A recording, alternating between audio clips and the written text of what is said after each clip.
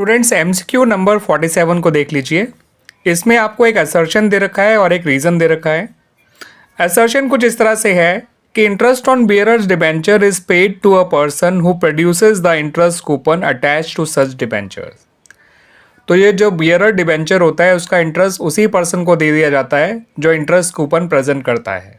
ठीक है स्टूडेंट्स, और ये इंटरेस्ट कूपन जो है वो डिबेंचर के साथ ही अटैच्ड होता है।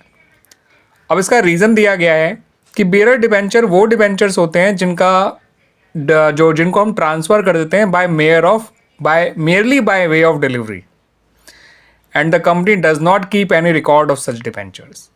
तो बियरर डिबेंचर ऐसे डिबेंचर्स होते हैं जिनको हम केवल डिलीवरी से ही ट्रांसफ़र कर देते हैं, इनका कोई रिकॉर्ड नहीं रखना होता है कंपनी को अपने पास। तो स्टूडेंट्स यहाँ पर जो असर्शन है वो भी बिल्कुल सही है और जो रीज़न है वो भी बिल्कुल सही है, और रीज़न करेक्ट एक्सप्लेनेशन है असर्शन का, क्योंकि यहाँ पर आपको बता रखा है इन्होंने कि बियरर डिबेंचर खुद जो है वो केवल डिलीवरी से ही किसी को भी ट्रांसफ़र किए जा सकते हैं, उसके लिए कंपनी को अपना कोई रिकॉर्ड रखना नहीं होता। तो जिसके पास भी वो डिबेंचर होंगे, जिसके पास भी वो इंटरेस्ट कूपन होगा, उसको इंटरेस्ट दे दिया जाएगा। तो यहाँ पर दोनों ही ठीक है, असर्शन और रीज़न। ठीक है स्टूडेंट्स, और रीज़न जो है वो करेक्ट एक्सप्लेनेशन भी है असर्शन का। तो यहाँ पर जो ऑप्शंस दे रखे हैं उनमें ऑप्शन नंबर सी जो है वो राइट आंसर है। ठीक है, ये दोनों तो बिल्कुल नहीं हो सकते क्योंकि दोनों ही स्टेटमेंट सही हैं, कोई भी एक इनकरेक्ट नहीं है। अब हमें यहाँ बस ये देखना था कि क्या दोनों सही हैं और रीज़न करेक्ट एक्सप्लेनेशन भी है या रीज़न करेक्ट एक्सप्लेनेशन नहीं है। तो यहाँ पर रीज़न जो है वो करेक्ट एक्सप्लेनेशन भी है असर्शन का। Clear students. अब इस MCQ नंबर 48 को देखिए स्टूडेंट्स। 1 अप्रैल 2022 को Z लिमिटेड ने इशू किए 5008% डिबेंचर जिनकी फेस वैल्यू है 100। इनको इशू किया गया है एट अ प्रीमियम ऑफ 5% और ये रिडीम किए जाएंगे at a premium of 10% after 3 years. ठीक है स्टूडेंट्स, डिबेंचर्स इशू भी प्रीमियम पे हुए हैं और रिडीम भी प्रीमियम पे किए जाएंगे। क्लियर स्टूडेंट्स, आपसे ये पूछा गया है कि टोटल इंटरेस्ट जो दिया जाएगा इन डिबेंचर्स पे फॉर द ईयर एंडिंग 31 मार्च 2023 वो कितना होगा। तो यहाँ पर ध्यान रखिएगा स्टूडेंट्स कि डिबेंचर्स को पहले ही दिन इशू कर दिया गया था ईयर के, और इंटरेस्ट साल के आखिर में दिया जा रहा है। तो interest for the full year दिया जाएगा, 8% के रेट से दिया जाएगा और डिबेंचर्स की टोटल फेस वैल्यू पे दिया जाएगा जो कि है ₹5 लाख। 5000 इंटू 100, 5 लाख का 8% निकालेंगे फॉर द होल ईयर तो ये आएगा निकल के ₹40,000। याद रखिएगा, इंटरेस्ट ना ही इशू प्राइस पे निकलता है ना ही इंटरेस्ट जो है रिडीमेबल प्राइस पे निकलता है। इंटरेस्ट निकलता है डिबेंचर्स की टोटल फेस वैल्यू पे या फिर डिबेंचर की टोटल पेड अप वैल्यू पे। अगर डिबेंचर्स फुली पेड अप है तो उनकी फेस वैल्यू पे निकलेगा, और अगर फुली पेड अप नहीं है तो जितना पेड अप है उतने पेड अप वैल्यू पे निकलेगा। ठीक है स्टूडेंट्स, तो यहाँ पर जो आपको ऑप्शन दे रखे हैं उनमें option number A is the right answer. Interest है ₹40,000। अब इस क्वेश्चन का एक सेकंड पार्ट भी है।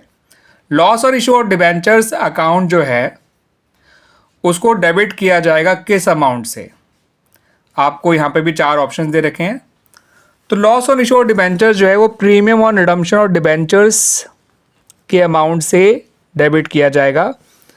जितना डिबेंचर्स का प्रीमियम रिडम्पशन होगा उतना ही कंपनी के लिए लॉस होगा। ठीक है, तो फेस वैल्यू का ही आप जो है 10% निकाल लीजिए, यानी 5 लाख का 10% वो आ गया 50,000।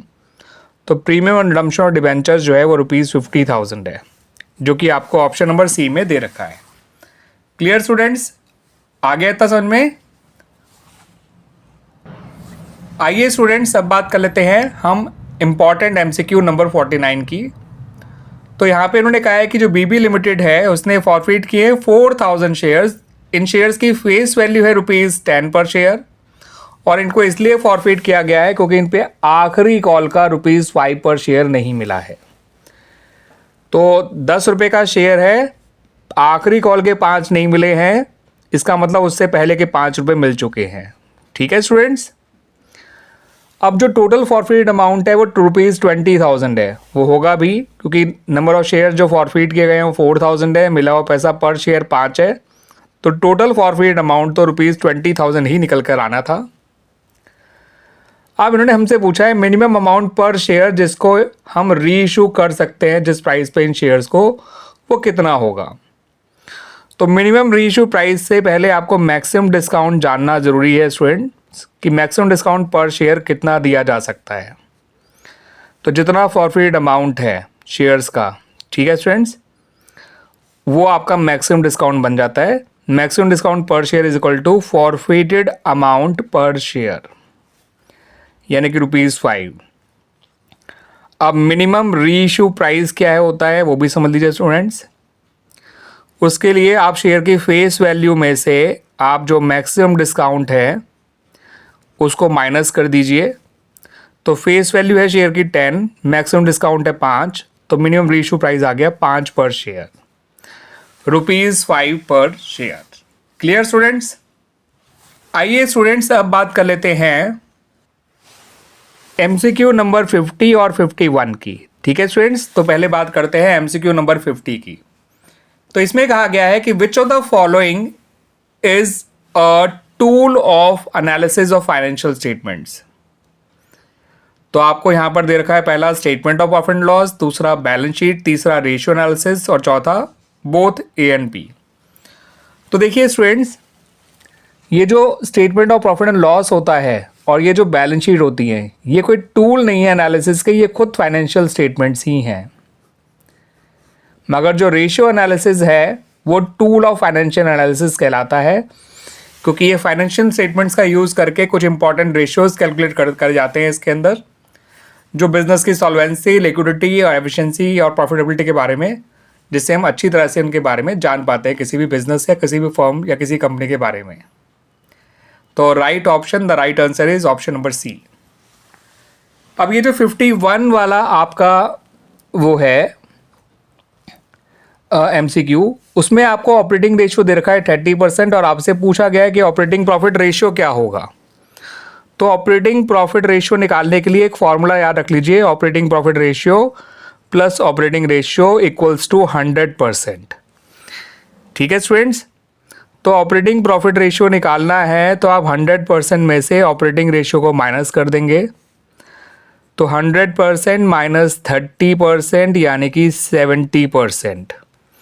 तो ऑपरेटिंग प्रॉफिट रेशियो है स्टूडेंट्स 70%। Clear students? तो इस तरह से हमारे important MCQs up to MCQ number 51 तक कंप्लीट हो गए हैं। पिछले MCQs आपको मेरे इस प्लेलिस्ट के पिछले उसमें वीडियोस में मिल जाएंगे। आप इन सभी MCQs को, मल्टीपल चॉइस क्वेश्चंस को ढंग से प्रैक्टिस कर लीजिए। ये आपको आपके बोर्ड एग्जामिनेशन जो आप देने जाएंगे 26 मार्च ऑफ 2025, उसमें आपको काफ़ी हेल्प करेंगे।